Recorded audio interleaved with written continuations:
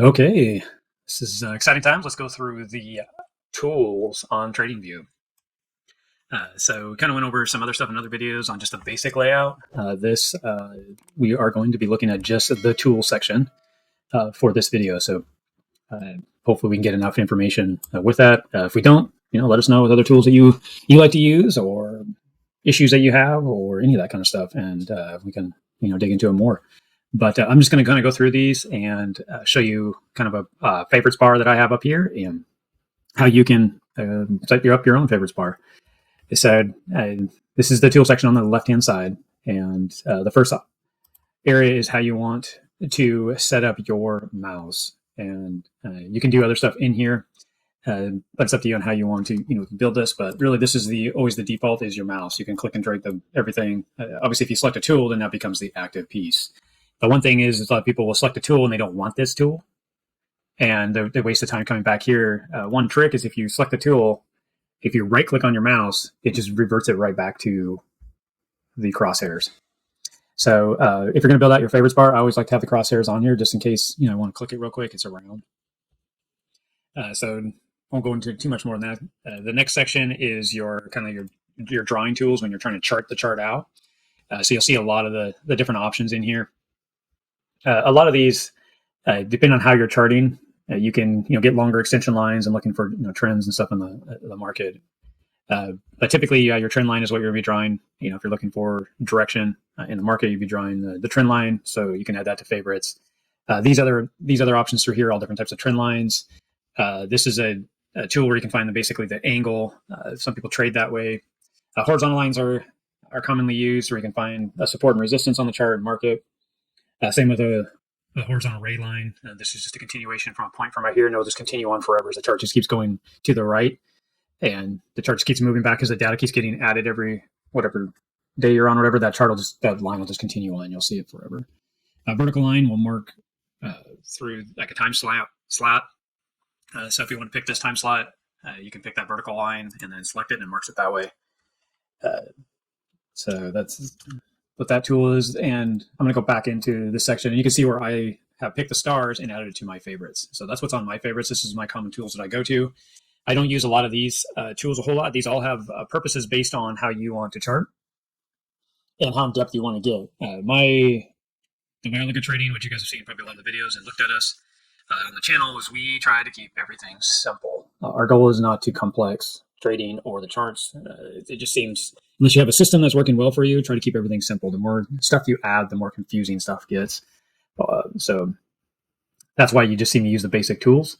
The next section of tools is built mainly into different, like Fibonacci theory, that kind of stuff, GAN. Yeah, those are all areas that you can study and use these tools in order to find direction on the market and spots the market is going to turn and bounce. The only tool that I use is the Fib retracement tool, and I have that marked. And this one is a little bit different than the defaulted tool.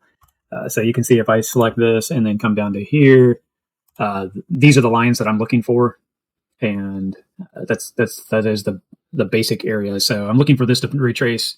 The idea would be this is going to retrace back up into this area of support. You can already see it kind of bounced in these areas of support already. The one thing when you use a Fibonacci, you need to find out where the actual liquidity areas are on the market in order to draw these on here. So as of right now, yes, this is a good spot right here in the 1 hour, but the 1 hour does have a lot stronger areas that we'd want to draw a bigger Fibonacci on and really find direction. That's another video for reading time on the charts and understand how that all works out. But we'll go into that later in a different section. So yeah, look for that and find out time on the chart and how to use the tools within time frames. So this I'll go ahead and go into the settings on this. So I have the tool selected. I'm going to right click and just go to the settings. So you can screenshot this if you want. You can build out your tool to go this way as well if you want. But that's up to you. And now down through here, these are the deviations of extension. So if you're saying, well, how far can this chart go? I can go ahead and go into that area for you. But leave that there for a second. And I'm going to go ahead and scroll down on the click and drag so you can see these extension. Most of the time, you're never going to go more than a 2 deviation on the chart. So say if this breaks down, you got into this, say this was your trade, it broke down, depending on the setup. we'd be looking at this and for this to extend out to a 2 deviation for a max. If it kind of gets down in this area and it's still in a nice falling pattern and it gets down to this area, I could keep going, but a lot of times you don't see price action go past this areas before it bounces and goes back up. So if you're looking at a move like what we have here and then it bounced, you may want to just clear out, get out of your trade. So that's just a tidbit on if you're using this tool the way it's currently set up, the way I have it set up, and you're using it for those kind of ideas. So that is the Fibonacci tool. And then let's go ahead and go into projections and a lot of different measuring tools and stuff that are in here. You see me draw quite a bit, just the kind of an estimated trade. So I have the long position, short position. I've favored both of those up in my stuff. You can use these tools for other, like copying this area and moving it over here and seeing if it's projected to do the same kind of stuff. And there's a lot of things you can do with these tools. Same with these tools. You don't see them get used a ton. If you want to research that area and trade that way, these tools can be used for that. A lot of these different tools are used for longer time frames too, when you're thinking like, oh, does this look the same as it did 6 months ago? And you can move it forward and say, yeah, the pattern looks kind of the same. So history on charting never repeats itself, but it often rhymes. You'll hear that quite a bit when people talk, especially in the trading space. But in reality, it probably works across everything of life. But in charts, they do look the same a lot of times, and they will act the same, but they're not always perfect. These down here, I went ahead and favored this as well. A lot of times if I'm just looking at, how long did this take and where it went, the reason why I use it is it gives me all the data right here. So from this area to this area is 122 bars. So it was 5 days and 2 hours is the length of this data. And it gives me, it went down 4%, basically almost 5%. So that's why I like this tool, because it kind of writes it all up there. The other plus of this is if I click away, it stays here. So it's not like the measuring tool here. I'll bounce down to that real quick and show you that. If I draw this here and draw it down, or the same, you can see it gives me that data, right? I mean, it's the same kind of information. The downfall is if you want to keep this on here, if I click anywhere, it takes it off. It erases it. So that's why I like this tool, is it does the same kind of thing, but it keeps it on your chart. The text or the drawing tools, these is just how you can draw on the chart. So you just draw all over and do stuff, whatever you want, and mark up your charts. If you're going to send somebody to take a screenshot of your charts and send something to somebody, you can use these. These are a great way to show stuff on a chart. Shapes and stuff, the same thing. You could look for, like say this is the top to bottom. Every time it gets up here, it's breaking back down. It gets down here, it breaks back up. You can look at those ranges, that kind of stuff. You can use these tools to mark that kind of stuff out on a chart. The biggest thing is you can use, if I'm trying to explain something to somebody, I'll point it out like this, and then maybe I would point out something like this, and then add some text to this, and kind of set my charts up. And the text area that I could add is anything in here lets me mark up my charts as well. So I might want to maybe make a price note here, so I could just where this is marked, and maybe add one here as well. So now you'll know that this is this level and this is less level that I'm pointing out, and then I can screenshot this and send it to you. And you can obviously add quite a bit of different stuff in here. So it just kind of depends on what you want to do. If you're marking up your charts to send to somebody, or asking questions and sending it to a group or whatever, this is a great way to do that. And we do that as well. You'll see us do that in videos and mark stuff up. So that's that section. We talked about this. I'll point out real fast, but yeah, it's just another way to add more stuff on your chart. The ruler tool. Some of these are all self-explanatory. Zoom in, zoom out.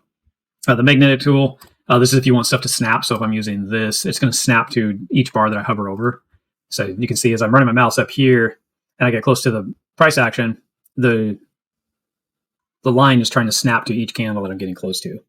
So it's trying to mark it for me. So if I really wanted this, make sure this candle was marked and say this candle was marked. And we have a nice solid line here because I've truly have connected these two candles together.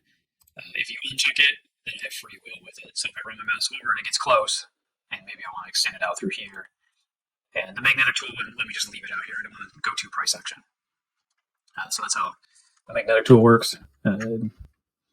This is to lock all your drawings and stuff that are on there, or unlock them. This hides all your stuff that you put on there. Same thing. And that's basically it. I mean, you can sync or unsync it depending on how you have your stuff set up. And then, of course, you can use the delete tool to take stuff away.